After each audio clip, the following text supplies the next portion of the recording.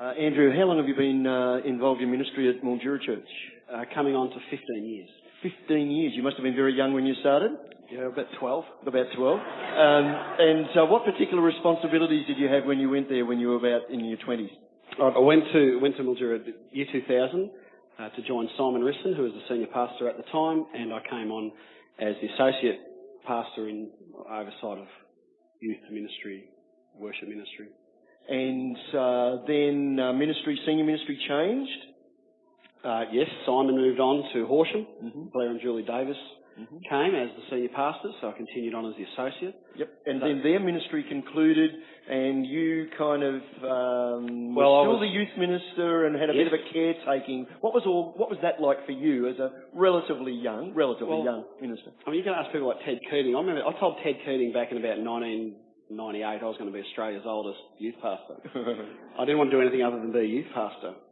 But Blair and Julie had moved on to Castlemaine, and we were without a senior pastor. And the church really wasn't in a position to employ another minister and retain me. So it was either me leave and a new person come in, or I had to step up. And my family and I were just absolutely loving and truly believing God's call for us to be in ministry at Mildura. So I said to the eldership, I need 6 months to think about this.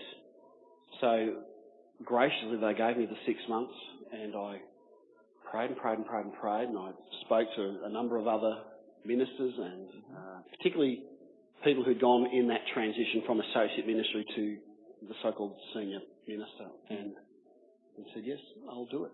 What's been one of your biggest learnings through that part of the journey?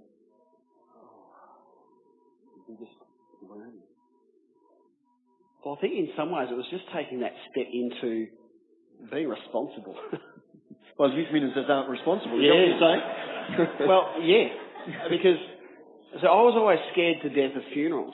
Yep. I didn't want to do funerals. So any time either Simon would go away or Blair would go away, the funeral homes would ring and say, Doug Clark can do the funeral. Yeah, I said, I don't do them, I'm a youth pastor.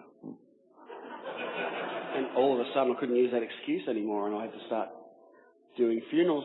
Interestingly, I'd end up doing 36 funerals in my first 3 years as a senior minister, so baptism of fire.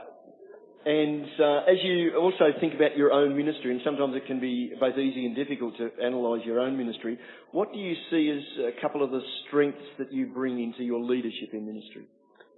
I've always been about empowering and releasing others. My senior pastor in Hobart, I was at Hobart for 5 years, Clinton Wardle, used to often joke that, you might have heard it before, it's a bit of a thing about a minister is gets paid to get others to do what they're paid to do. And I really believe that. And so I've had a real philosophy or a belief to empower and release other leaders. So instead of me being one that preaches all the time, I raise up a team of preachers and so on through various aspects of ministry. So if I look now, 15 years ago, the things I did, there's so many of them that I don't ever do anymore because I've been very keen on raising and releasing. In that 15, let's just remind ourselves, how long have you been in the senior role? 10. 10 now. I was up there a few weeks ago for the opening of the wonderful extensions up there that we're able to work together on. And again observed, as I sat in different gatherings on the weekend, and felt a leadership culture, a healthy leadership culture. It's actually something you can feel, you see, but you also feel when you're in a place. Can you help us understand some of the steps that are involved in that? Maybe actually building on what you've already said, but other steps that are important in discipling people into leadership. Yeah, it's spending time with people. Lots of coffee, lots of just chats, and getting to know their heart, getting to know what burns within them, to take your word earlier, and identifying those things, and then trying to say, well, let's get the round pegs in round holes, the square pegs in square holes, and just finding so that there's a real satisfaction. I don't want anybody involved in any area of ministry to do it out of reluctance or to feel that they're kind of forced into that. I want them to do what they love doing so that they get a lot of satisfaction, because I love ministry. I could never have imagined doing anything else, and so I want to see that same kind of passion and love for what they do. And I think we've done that pretty well at Mildura, where there is a lot of enthusiasm about the various ministries that people do.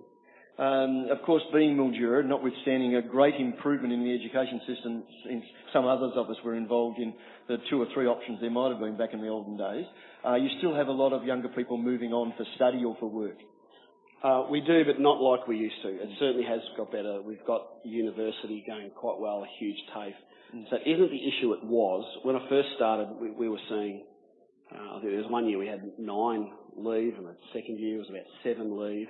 And quite often, this is a bit of an awkward thing to say because I don't want people to take it the wrong way, but quite often those who do head off to university are the cream of your crop. They're the ones that have got a lot of desire to go off and better themselves and to be something. And so you do lose a lot of those real high achievers from your your ministry team, whether they be our youth leaders, children's leaders, musicians and so on. And there have certainly been times where we've been gutted, where we literally had a time over about 18 months we didn't have a single piano player in the church because of university. But, we've blessed other churches around Melbourne and Adelaide and Ballarat. So. And that's a part of it as well, isn't it? Yes. As frustrating as it can be at times, I'm sure. You've made a commitment to the area, not only in saying you're there for a period of time, but you've made another commitment as well in terms of the house and the apartment that's attached to that. Would you like to talk a little bit about that as well? Yeah, well, we lived in the church manse for 12 years, a beautiful home, but as particularly any of the wives here would know, there comes a time where you really want a home. And so as much as the church gave us a lot of blessing through the manse, it said to us so often, it's your home, and they respected that.